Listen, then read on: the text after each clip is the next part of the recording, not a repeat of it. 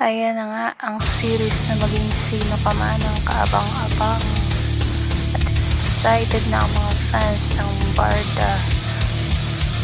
Barda Love Team nila David Licauco at Barbie Fortesa. So silang dalawa ay kinagiliwan. Talagang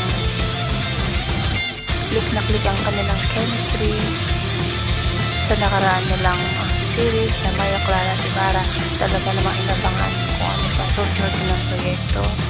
Kaya eto na ang kanilang ibabahagi sa ating Barda fans, maging sino ka man.